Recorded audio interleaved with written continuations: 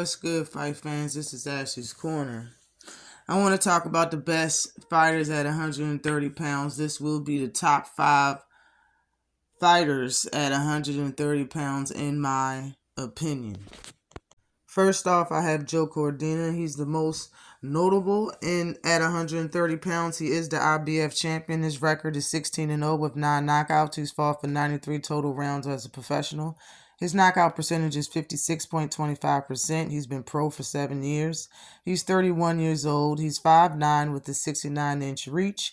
He fights out of the UK. He's beaten 3 undefeated fighters and a couple of other top fighters that fight at 130 pounds. But he has a fight coming up versus Edward Vasquez November 4th. And being that there's a lot of other fighters and other champions gunning to fight him, I put him at the #1 spot because of his skill and ability. He could very well be the best at 130 pounds. Number 2, I have Osaki Foster. Osaki Foster is one of them fighters that's gunning for a unification fight versus Joe Cordina. He just came off of a great victory versus Rocky Hernandez last weekend. Beautiful, beautiful fight. But his record is 21 wins and 2 losses. He has 12 knockouts. He's fought for 134 rounds total in his professional career. His knockout percentage is 57.14%. He's been pro for 12 years. He is the WBC champion at 130 pounds. He's 30 years old, 5'8.5", with a 72-inch reach. He's fighting out of Texas. And he's beaten 5 undefeated fighters. And he's coming off of, like I said, that great TKO win versus one of the hardest hitters at 130 pounds.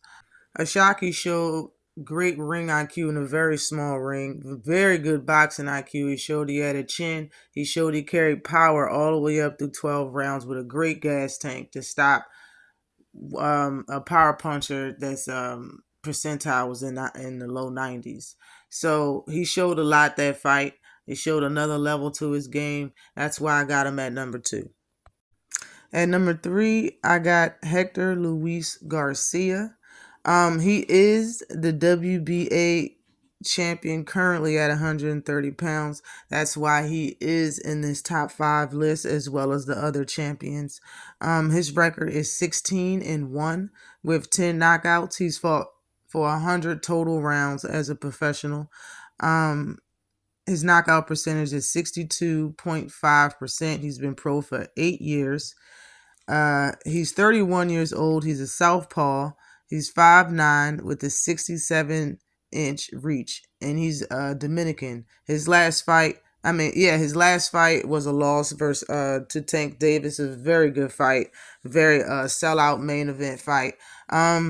Hey, what can you say? He fought Tank Davis, but just like I said, he's coming in at number 3 on this list because he is a champion. He's beaten Chris Colbert. I believe he's the only southpaw on the list, and he only has 1 loss, and that's to one of the best fighters that's in the sport of boxing. Number 4 on my list, I have Emanuel Navarrete. And yes, there's talks about him moving up, but if he's going to fight Shakur Stevenson, in my opinion, he's going to be moving right back down. Just like Ray Vargas, they allowed him to keep his belt at 126 when he moved up to challenge Osaki Foster. Osaki Foster beat him, he moved down, and he's still the champion. So I believe he'll still have his belt if he does lose to Shakur Stevenson at 135. So being that he is the WBO champion at 130, he did make this list, and I put him 4th. I put him the last champion on the list because of his style. Okay, just look at the screen. But his record is 38-1 with 31 knockouts. Okay, he's fought for 216 rounds total. His knockout percentage is 81.58%. He's been a pro for 12 years. He's 28 years old. He's 5'7" with a 72-inch reach, and he fights out of Mexico. Look, his style is different. His style is all of his own, and I'm not hating, but I think if he fought the other champions, I just don't think he would win. Maybe he might win to Hector, but then again, I have him fourth on my list. Number 5, I have Wardo Sugar Nunez. Um, he's a great talent. I believe he fought recently. He had a knockout, which all he does is knock people out. His record is 24 wins and 1 loss. He has 24 knockouts. He has fought for 78 rounds total in his professional career. His knockout percentage is 100%. He's been pro for 9 years. He's 26 years old. He's 5'6" with a 68-inch reach. Fights out of Mexico. His loss came in 2018. 2018. It was a 6-round fight, unanimous decision loss, versus Gallardo. He's been on a 15-fight tear KO streak ever since then. And the man is a monster. I put him at number 5 because he does not have a title. He has not fought for a title yet. And I think when his time comes, he's destined for greatness. But he's at number 5 because he got to show us.